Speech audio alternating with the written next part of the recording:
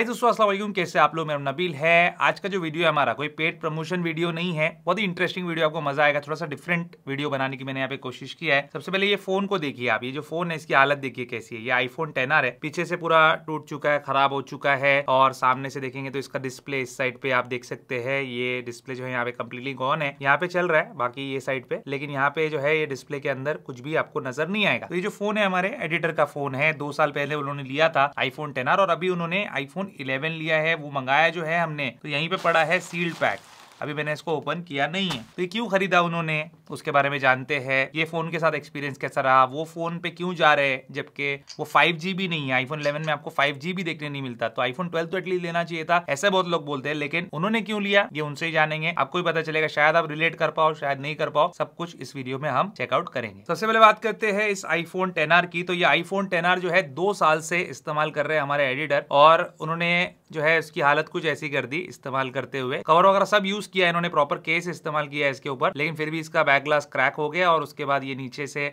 Multiple times गिरने की वजह से इस तरीके से टूट गया। और अभी रिसेंटली इसमें कुछ पानी वानी भी चला गया, बारिश हो रही है, स्कूटर पे रख के घूमते तो पानी जाने की वजह से डिस्प्ले भी यहाँ से गॉन है, और यहाँ पे साइड में भी देखेंगे आप बहुत ज्यादा डैमेज वगैरह है। लेकिन इनका एक्सपीरियंस अच्छा था इसके साथ, और 10R जो है उससे वो सेटिस्फाइड भी थे। तो आइए उनको पूछते पहले कि एक्सपीरियंस कैसा था उनका आईफोन 10R के साथ, जो 2 साल से वो इस्तेमाल कर रहे हैं। बहुत अच्छा रहा 2 साल यूज़ करने के लिए। और मैंने इस पे बस सोशल मीडिया यूज़ किया और फ़ोन कॉलिंग वगैरह इतना ही यूज़ किया। इससे तो ज़्यादा मैं कुछ यूज़ करता नहीं था। बस अगर ये टूट नहीं जाता तो मैं इसे एक्सचेंज नहीं करता, मतलब आईफोन 11 नहीं लेता। इसी पे मैं काम चलाता और 1 साल। तभी उनके मुंह से ही आपने सुन लिया कि आईफोन 10R के साथ एक्सपीरियंस उनका अच्छा था। बस अगर ये सब डैमेज नहीं होता, खास करके डिस्प्ले, तो वो शायद अपग्रेड भी नहीं करते, क्योंकि ऑब्वियसली बहुत सारे खर्चे होते हैं। अभी रिसेंटली उसने स्कूटर भी खरीदा है, उसका भी EMI चल रहा है, और बहुत सारे खर्चे होते हैं। तो हर किसी के लिए वो चीज पॉसिबल नहीं होती कि आप लेटेस्ट और ग्रेटेस्ट ही फोन लेके आ जाओ। तो चलिए, अभी उन्होंने जो आईफोन 11 मंगाया है, वो आईफोन 11 को देखते हैं, और फिर उसके बाद उनको पूछते हैं कि आईफोन 11 ही क्यों उन्होंने चूज किया है। तो ये जो इन्होंने मंगाया है, ये मंगाया है सेलबडी से। अब सेलबडी से क्यों मंगाया है वो भी पूछ लेते। मैंने उनको मल्टीपल ऑप्शंस दिया था, मैंने उनको बोला था भाई कंट्रोल Z से मंगाना है मंगा लो, कैशिफाई से मंगाना है मंगा लो, और सेलबडी से मंगाना है मंगा लो, जहाँ कहीं से तुमको सही लगे तुम ले लो। लेकिन उन्होंने ये फोन जो है ये सेलबडी से लिया था, तो इसलिए उन्होंने बोला चलो मैं वहीं से मंगा लेता हूँ, क्योंकि 2 साल पहले मैंने लिया था, फोन अच्छा चला, एक्सपीरियंस अच्छा था, तो मैं वहीं से ले लेता हूँ। मैंने बोला ठीक है। और प्लस जो एक्सचेंज में हमने ये फोन को दिया है, तो उसमें प्राइस भी जो है अच्छा मिला है हमको एक्सचेंज में। और आप बोलेंगे एक्सचेंज में दिया तो ये आपके पास क्या कर रहा है, वो ये कर रहा है कि भाई अब इतना तो अपना है कि बोल सकते हैं उनको कि हम बाद में देते हैं आपको, ठीक है। आप लोग को लेना है एक्सचेंज का, तो आपको इमीडिएट करना पड़ेगा, लेकिन अपने लिए उतनी फैसिलिटी तो अवेलेबल होती है अलग अलग जगह पे, यहाँ पे हम बाद में दे सकते हैं। तो यहाँ पे मैं इन्होंने जो भेजा है आईफोन 11, इसको ओपन करता हूँ, और यहाँ पे मेरा एक फीडबैक है सेलबडी के लिए कि ये जो पैकेजिंग है आप इसको सुधारो। बिल्कुल भी अच्छा नहीं लगता कि आप एक प्रीमियम प्रोडक्ट सेल कर रहे हो आईफोन जैसा, और इस टाइप की पैकेजिंग में आप उसको सेल कर रहे हो। तो ये एक फीडबैक है, वो लोग भी देखेंगे वीडियो तो उनको भी जो है इसके अंदर कुछ इंप्रूवमेंट देखने मिलेगा। मैंने और भी अलग अलग जो सेलर्स है उनके फ़ोन वगैरह मंगाए हैं कई बार, और उसमें भी चेक किया, और ये भी मुझे पसंद नहीं आता। हालांकि देखिए यहाँ पे मेरा नाम भी लिखा हुआ है, मैंने खुद ही ऑर्डर किया था ताकि एक अच्छी चीज़ जो है मिले हमको प्रॉपर्ली, वीडियो वगैरह भी एक एक्सपीरियंस वाला बना दे। तो ये टाइप की पैकेजिंग क्या है, ये बहुत सेफ रहती है, मैं मानता हूँ, लेकिन थोड़ा सा और कुछ अलग एक्सटर्नल बॉक्स वहाँ पे दिया जाए, ब्राउन कलर का बॉक्स दिया जाए, जैसे कंट्रोल Z ने दिया था, वो मुझे काफी पसंद आया था वहाँ पे, जिससे थोड़ा सा अच्छा लगता है, एक्सपीरियंस प्रीमियम लगता है, ऐसा नहीं अच्छा लगता देखने में, भले ही ये प्रोटेक्ट अच्छे से करता हो। चलो अब इसको थोड़ा सा मेहनत मशक्कत करके मैं काट लेता हूँ।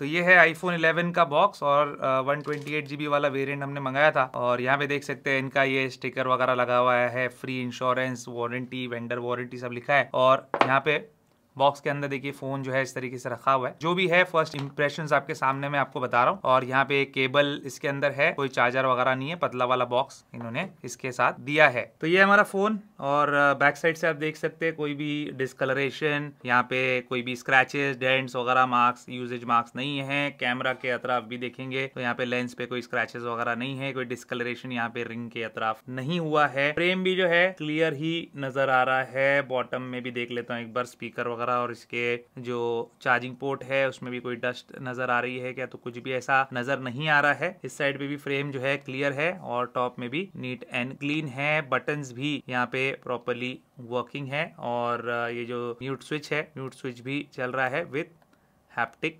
फीडबैक। तो यहाँ पे ऐसे हार्डवेयर के अंदर बाहर से देखने में, एक्सटर्नल हार्डवेयर में कोई विजुअली कोई भी यहाँ पे प्रॉब्लम नजर नहीं आ रहा। इस फोन में ठीक ठाक ही लग रहा है। डिस्प्ले भी यहाँ पे ठीक ठाक ही नजर आ रहा है, कोई प्रॉब्लम यहाँ पे नजर नहीं आ रही डिस्प्ले में। और ट्रू टोन वगैरह भी जो है प्रॉपरली यहाँ पे वर्किंग है, डार्क मोड भी चल रहा है। तो ठीक है, सारी चीजें ओके ही नजर आ रही है। कैमरा भी ओपन करके एक बार मैं चेक कर लेता हूँ। और इसका देख सकते हैं अल्ट्रा वाइड एंगल कैमरा और नॉर्मल कैमरा है। वीडियो ऑन करके देख लेते हैं, वीडियो भी चल रही है। और 4K वीडियो भी ये ले सकता है या नहीं, 4K 60 ओके। और फ्रंट कैमरा भी देख लेता हूँ मैं यहाँ पे। और इसके बाद ये 12 मेगापिक्सल का ऑप्शन है इसके अंदर।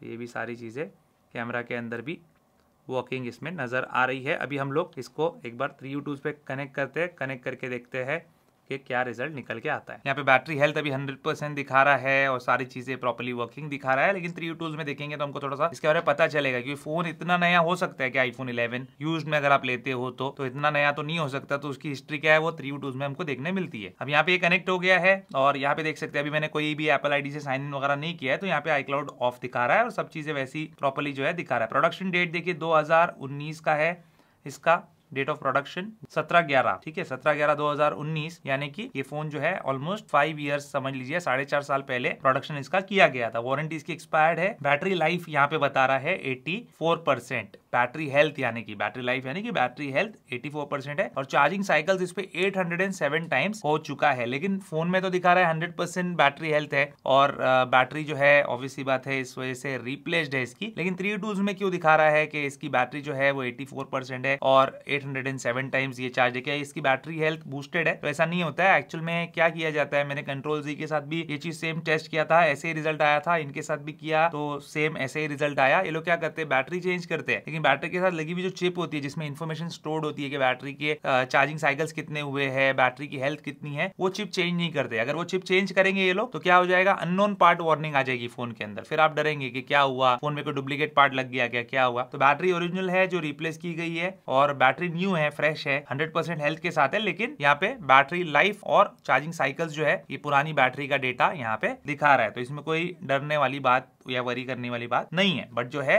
मेरा काम है आपको बताना। वेरिफिकेशन रिपोर्ट चेक करते हैं तो यहाँ पे देख सकते हैं आप सारी चीजें प्रॉपर है। इंडियन फोन है, HNA मॉडल है और टेस्टिंग स्कोर 98 क्यों आया है, क्योंकि बैटरी हेल्थ 84 है अकॉर्डिंग टू 3U2। तो यहाँ पे 3U2 के अंदर मुझे कोई भी इसके अंदर प्रॉब्लम नहीं नजर आई। चलो भाई, हमारे जो एडिटर है उसको पूछते कि भाई तुमने आईफोन 11 लिया तो लिया क्यों? आजकल आईफोन 15, 16 का जमाना है, उसके नीचे तो लेना ही नहीं चाहिए अकॉर्डिंग टू बहुत सारे लोग। तो इन्होंने क्यों आईफोन 11 चूज किया? ये इनको पूछते कि आईफोन 10R था तो आईफोन 11 क्यों? 12 ले सकते थे, एटलीस्ट 5G तो मिलता। तो 5G की जरूरत नहीं थी इनको। चलो बताओ जल्दी से, आपका क्या वजह है कि आपने आईफोन 11 चूज किया? नहीं, मुझे 5G की कभी महसूस हुई नहीं अब तक कमी, क्योंकि मुझे घर में वाईफाई है तो घर में वाईफाई यूज़ करता हूँ मैं। तो ऑफिस में आता हूँ तो ऑफिस में वाईफाई यूज़ करता हूँ। तो अब तक तो मुझे 5G की ज़रूरत लगी नहीं है, तो मैं 4G से ही काम चलाता था।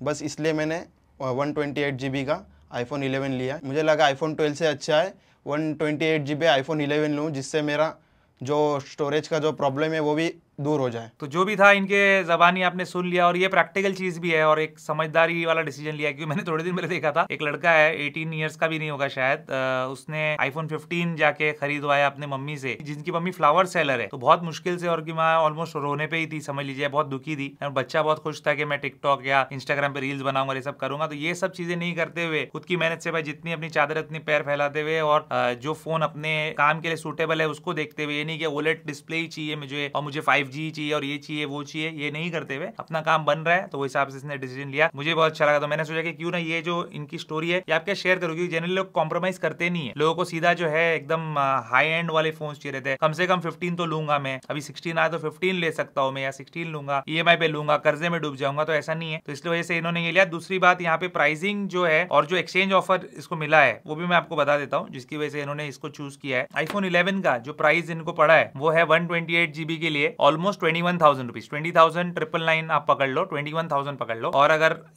64 GB लेते तो 2,000 रुपए इनके बच जाते हैं। तो 2,000 रुपए के लिए अगर डबल स्टोरेज मिल रहा है तो इट इज वर्थ इट। और ये जो फोन है इस कंडीशन का, ये फोन पे एक्सचेंज ऑफर भी इनको मिल गया। वहीं से उन्होंने फोन लिया था तो ऑलमोस्ट 10,000 रुपीज जो है इस पे उन्होंने लेस कर दिए। तो 11,000 रुपए में आईफोन 11 पड़ रहा है। ये पुराना वाला फोन देखे 2 साल पहले लिया था और 2 साल पहले 17,000 रुपए में उसने लिया था, वो भी यूज लिया था सेम जगह से, ठीक है। ये फोन का 10,000 मिल गया, ये फोन 21,000 में पड़ गया तो 11,000 रुपए में मुझे नहीं लगता कि iPhone 11 भी ऐसी कंडीशन में कुछ बुरा है, और ये भी आराम से वो 2 साल तो चला ही लेगा। iOS 18 भी इसके ऊपर आया हुआ ही है। तो आपको कैसा लगा इसका ये बाइंग एक्सपीरियंस और ये फोन के बारे में जो मैंने डिटेल्स आपको बताया, मुझे कमेंट करके जरूर बताना। आप भी अगर लेना चाहते हो एक लिंक ड्रॉप कर दूंगा, वहां से आप चाहे तो खरीद सकते हो, लेकिन आपकी मर्जी, आपको लेना है लीजिए, नहीं लेना है मत लीजिए, it is up to you. लेकिन मेरा काम था इन्फॉर्मेशन आपके साथ शेयर करना, ऐसा नहीं कि iPhone 11 ही ले लो सब लोग जाके। जो आप अफोर्ड कर सकते हो उसमें जो बेस्ट है वो आपको लेना चाहिए, लेकिन अफोर्ड नहीं कर सकते बट फिर भी छलांग मार रहे हो लंबी, तो थोड़ा सा रुक जाओ, क्योंकि पछतावा आपको हो सकता है बाद में। उम्मीद करता हूं दोस्तों आपको आज का वीडियो पसंद होगा। पसंद वीडियो को लाइक एंड शेयर जरूर कीजिए और मेरे चैनल को सब्सक्राइब जरूर कीजिए। Good bye.